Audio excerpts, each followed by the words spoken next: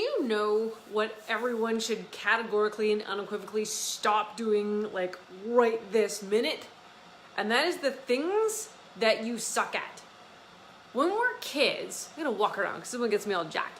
So when we were kids, we were all told, work on something and get better at it. And if you work at it hard enough, you can be good at it. If you spend 10,000 hours doing something, yes, you can become good at it.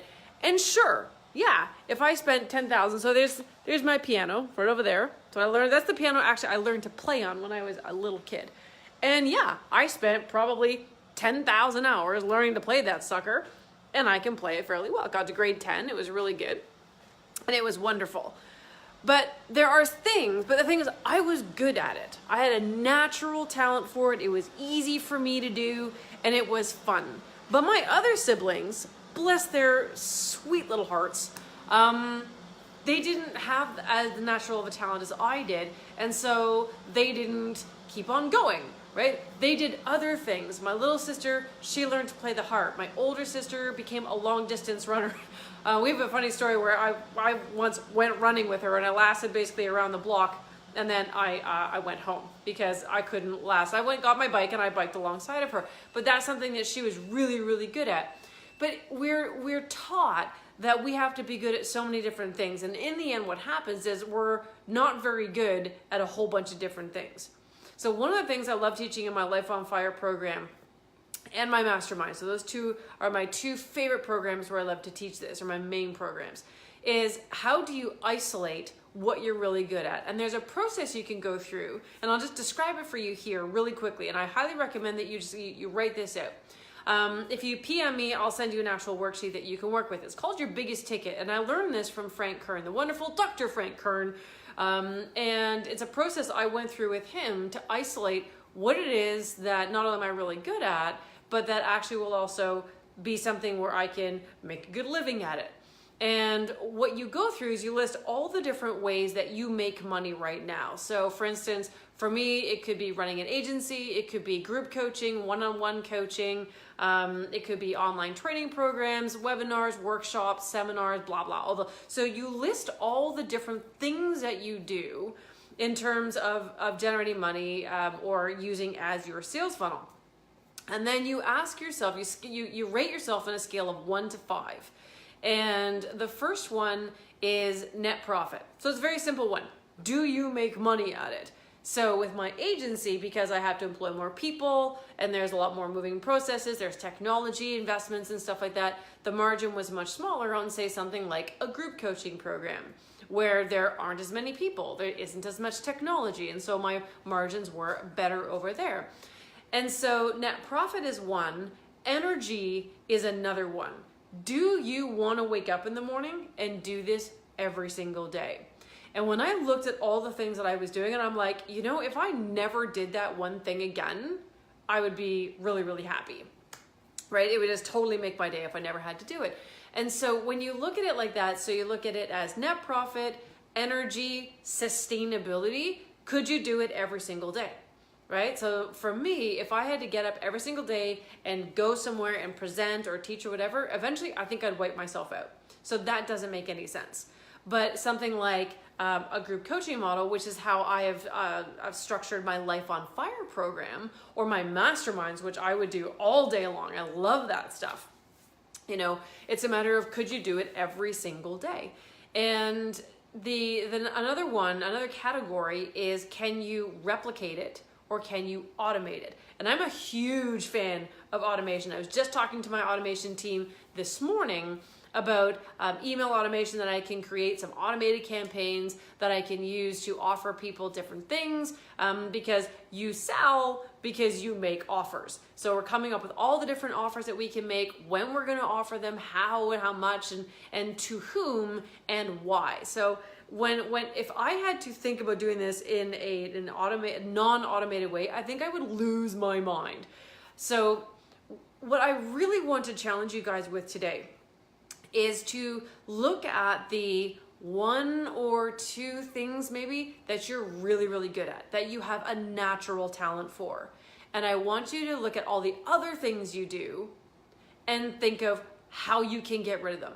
right? So I have an acronym that I use called ADORE. And I got this initially from a book from Dean Graziosi, but I've kind of made it my own and calling it the acronym. And it's that basically you have all these different tasks, and what you need to ascertain is there another person or another way of doing it? So the ADORE acronym is automate, delegate, outsource, replace, and eliminate. And so when you're looking at all of the things that you do, you want to isolate what is considered your unique ability. So your unique ability, you're really, really good at it. And if you could do this all day, it would just thrill you to bits. Like, so what I'm doing right now, even doing these videos every day, I love doing them because I feel like I'm helping people. And I know I'm helping people because I talk to those who watch my videos and I get some feedback. And so I wake up every day to do these videos. I don't like doing videos any more than the next guy, but I know I'm helping somebody. And the thought that I could help somebody a little bit to maybe reduce their stress, change the way they look at themselves or the world, make them feel that there's hope and they're capable.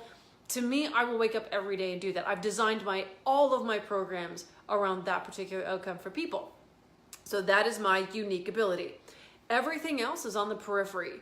And sure, there are things that when push comes to shove, we have to do them.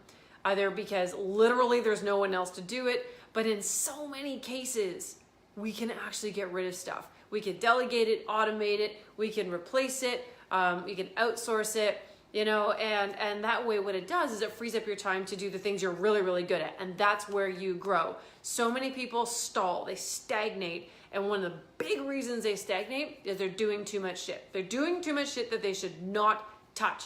They should give it away. They should either or get rid of it entirely. It might not even be necessary. I have changed the way that I've run my business a bunch of different times. What I've landed on now is something that I know is what I was meant to do, because every day I wake up with that exact feeling. I go to sleep feeling that way. I wake up feeling that way because I'm doing what I should be doing. I'm doing what I'm naturally good at. And so you're not pushing against something. And so what I'm really encouraging you guys to do is to think about what it is you're naturally good at and how can you make that 60, 70, 80% of what you do. Again, there are going to be things that you kind of have to do. Sometimes you get into a pinch. Sometimes you just got to do stuff and you got to buckle down and do it. But if the majority of your time can be spent doing one thing, I want you to think about what that thing is. So for those of you who are listening live or listening to this pre-recorded, put it in the comments, like, what is the one thing that you truly love to do and you're really, really talented, right? So I think I just saw John there. John is my videographer and my photographer. He does all of my professional work, obviously not this stuff, but anything like my courses. He does all my professional photography, just did a wonderful video and photo shoot recently. And he is naturally absolutely amazing at that particular thing, right? And so just using that as an example, so I work with photographers, I work with videographers as business people, a part of my program, I work with realtors, and I've heard of people who they hone in on one part of the process. So I'll give a real estate example. Jay O'Brien from California, love this guy. And he's a realtor, but he doesn't want to do all the different parts of the real estate process. He doesn't want to do inspections. He doesn't want to, there's a couple of other things that he just didn't open houses. He didn't want to do those. So what he does is he manages the sale, the negotiations, the parts that he finds truly thrilling for himself, and he delegates out those other pieces to his team, or he outsources it, again, depending on what it is that he's doing. So everyone has a choice to be able to expand what it is what they're doing without sacrificing what they love to do most. So again, I love to do what I'm doing here, running my Life on Fire coaching program, so lifeonfireprogram.com, my Destination Mastermind, which I just released yesterday. You can private message me if you want to talk to me about that. Still building the website, so I don't have anywhere to send you guys yet, but that's coming soon.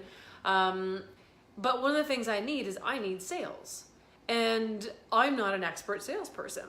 One of the cool things about sales is that you can hire people in and you can pay them straight up commission. Obviously, you have to have something to sell. Obviously, it has to be something worth their while. But when you have the right kind of incentives to people to sell your programs, all you have to do is do what you do best, have them do what they do best, and everybody wins. You know, so Gary, you talk about social media versus getting deals done, right? You know, can you do both of those things, or can you outsource one of those things? Generally speaking, as a realtor, you can't outsource getting a deal done. That's what you got in the game for, and that's what you're really, really good at. But maybe the social media side, maybe some aspects of it, you can outsource to other people who are really, really good at that. You have to ask yourself, in doing those tasks, are you advancing your business, or are you potentially causing it damage by taking your eye away from what it is that you actually should be doing in terms of what's going to grow your business?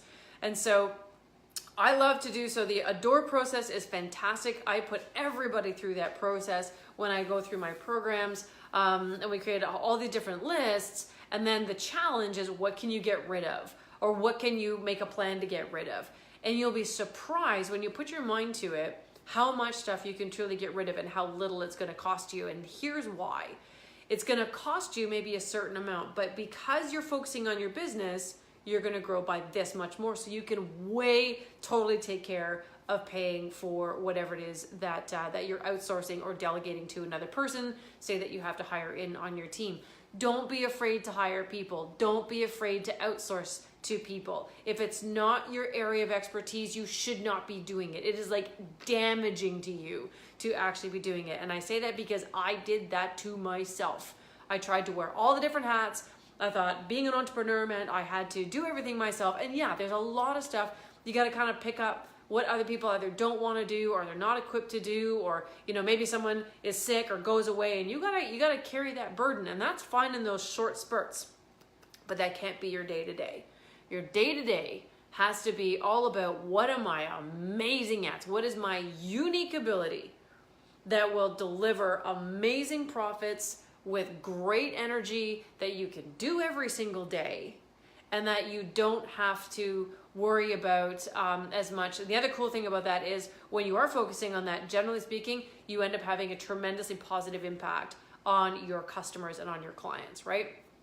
So, you know, it's incredibly important. And Gary, you know, I really appreciate your commentary here, you know, about outsourcing, everything, and especially in real estate, and many different organizations are very, very transactional in nature. But there's always a solution for how you can say, okay, here's the whole process. Here's the piece that I need to do because only I can do it. But I will challenge every single one of you to say, you don't have to do absolutely everything.